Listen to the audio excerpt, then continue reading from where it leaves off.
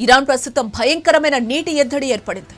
తాగడానికి నీరు లేక జనం అల్లాడుతున్నారు. అంతేకాదు విద్యుత్ కోత సమస్యలు కూడా ఇరాన్ ఎదుర్కొంటోంది. నీటి సమస్యను తీర్చడంలో పాలకులు వైఫల్యంపై ఇరాన్ ప్రజలు రోడ్డెక్కారు.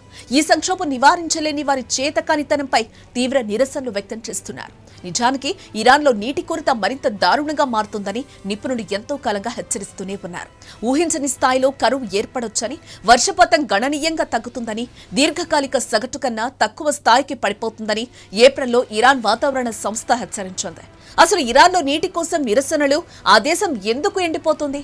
అగ్రదేశాలను బెదిరించే ఇరాన్ లాంటి దేశం ఈ అంతర్గత సమస్యను ఎందుకు తీర్చుకోలేకపోయింది? ఇంత తీవ్ర స్థాయిలో నీటి ఎద్దడి ఏర్పడటానికి కారణాలేంటి?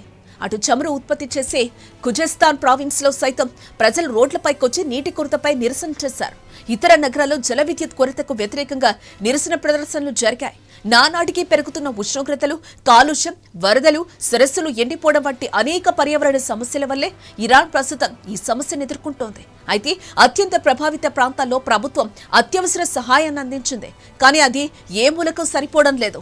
ఇరాన్ ఇంధన మంత్రిత్వ శాఖ వెబ్సైట్లో ఉన్న డేటా ప్రకారం 2020 సెప్టెంబర్ 2021 జూలై మధ్య ఇరాన్ ప్రధాన నదీ పరివాహక ప్రాంతాల్లో గత సంవత్సరం ఇదే కాలంతో పోలిస్తే తక్కువ వర్షపాతం నమోదైంది.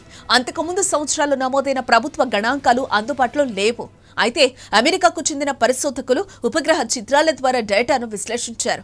ఈ గణాంకాలలో ఈ ఏడాది మార్చి వరకు కురిసిన వర్షపాతాన్ని గత 40 సంవత్సరాల సగటుతో పోల్చి చూశారు. 2021లో మొదటి 3 నెలల్లో నమోదైన వర్షపాతం ఆ సగటు కన్నా చాలా తక్కువగా ఉందని యూనివర్సిటీ ఆఫ్ కాలిఫోర్నియా ఐర్విన్ కు చెందిన సెంటర్ ఫర్ హైడ్రోమెటోరాలజీ తెలిపింది. మరోవైపు ఇరాన్లో 1/3 సాగు భూమికి మాత్రమే నీటి పారుదల సౌకర్యం ఉంది. మిగతా భాగమంతా వర్షాధారమైన భూములేనని ఐక్యరాజ్య సమితికి చెందిన ఫుడ్ అండ్ అగ్రికల్చర్ సంస్థ అంచనా వేసింది.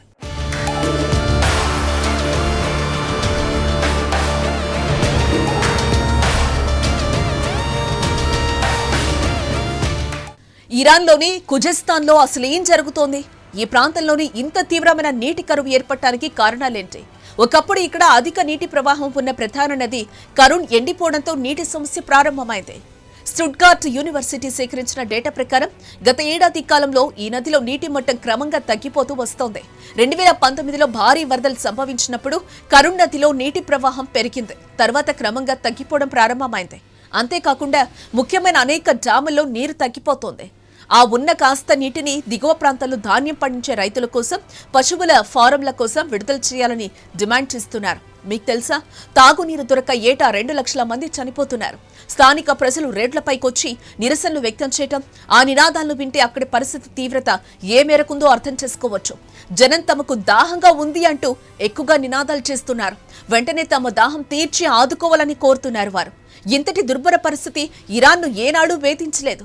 అయితే అక్కడి చమురు పరిశ్రమ కారణంగానే స్థానికంగా పర్యావరణం బాగా దెబ్బతిందని కొందరు ఆరోపిస్తున్నారు. పైగా ఈ ప్రాంతాల నుంచి దేశంలోని మధ్య ఎడారి ప్రాంతాలకు నీరు మళ్లించడం కూడా ఈ సంక్షోభానికి మరో కారణమంటున్నారు. వాతావరణ మార్పులు, కరువు ఇక్కడ ప్రధాన పాత్ర వహిస్తున్నాయి. అయితే ఎన్నో సంవత్సరాలుగా వేళ్లూనుకుని ఉన్న నిర్వహణ లోపాలు, పేలవమైన పర్యావరణ వ్యవస్థ, దూరదృష్టి లేకపోవటం, ఇలాంటి దుర్భిక్ష పరిస్థితులు ఎదుర్కోవడానికి సన్నద్ధంగా లేకపోవడం వంటి కారణాలు ఈ సమస్యకు ఆజ్యం పోశాయి. ఒకప్పుడు ప్రపంచంలో అతిపెద్ద ఉప్పునీటి సరస్సులు ఒకటైన ఉర్మియా సరస్సు ఇప్పుడు పర్యావరణ విపత్తుకు చిహ్నంగా మిగిలిపోయింది. 1930 చదరపు మైళ్ల కన్నా ఎక్కువ వైశాల్యమున్న ఈ సరస్సు 2015 నాటికి అందులో 10వ వంతుకు ఎండిపోతోంది. నీటి సమస్యను పరిష్కరించాలంటూ ప్రజలు గగ్గోలు పెట్టడం, ఇరాన్ అధ్యక్షుడి చొరవతో మెరుగైన నీటిపారుదల పద్ధతుల కారణంగా ఈ సరస్సు పరిస్థితులు కొంత బాగుపడ్డాయి. చారిత్రకంగా ఉన్న వైశాల్యంలో సగానికి ఈ సరస్సులో నీటి మట్టం పెరిగింది. అయితే ఈ సరస్సులో నీటి మట్టం పెరగడానికి కారణం సంస్కరణలా లేక పెరిగిన వర్షపాతమా అన్నది స్పష్టంగా తెలియదు. ప్రస్తుతం ఏర్పడిన కరువు పరిస్థితులు మళ్లీ ఈ సరస్సుకు ముప్పు తేవచ్చు.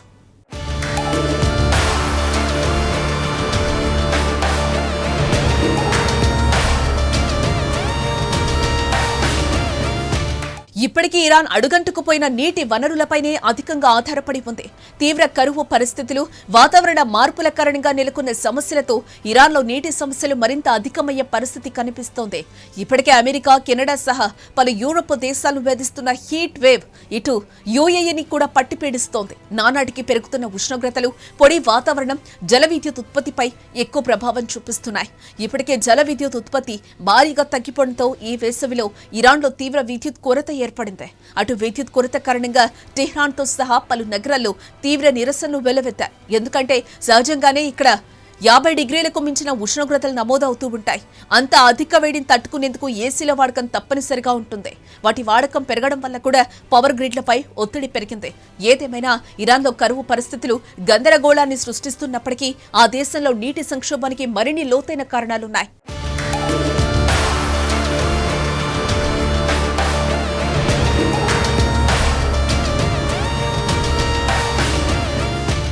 నీటి సమస్య రాను రాను మరింత పెరగనున్నట్టు చెబుతున్నారు వాతావరణ శాఖ అధికారులు.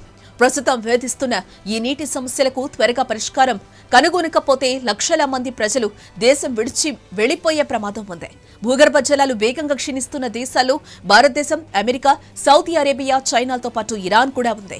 ఆహార ఉత్పత్తిలో స్వయం సమృద్ధి సాధించాలంటూ పిలుపునివ్వడంతో ఇరాన్లో రైతులు భారీగా భూగర్భ జలాలపై ఆధారపడ్డారు. ప్రస్తుతం ఎక్కడ చూసినా కనిపించే చిత్తడి నేలలు, నదులు ఎండిపోవడం కూడా ఆందోళన కలిగిస్తోంది. దీనివల్ల ప్రమాదకరమైన దుమ్ము, తుఫాను సంభవించే ప్రమాదం ఉంది. అయితే ఇరానీయుల నిరసన ప్రదర్శనలపై Iran supreme leader Ayatollah Ali Khomeini వారం రోజుల నిరసనలను ప్రస్తావిస్తూ వారి నిరసనలను నిందించలేమని, నీటి సమస్య తీర్చేందుకు అధికారులు కృషి చేయాలని సూచించారు. ప్రభుత్వ వైఫల్యం కారణంగానే ప్రజలు తమ అసంతృప్తిని చూపించారు.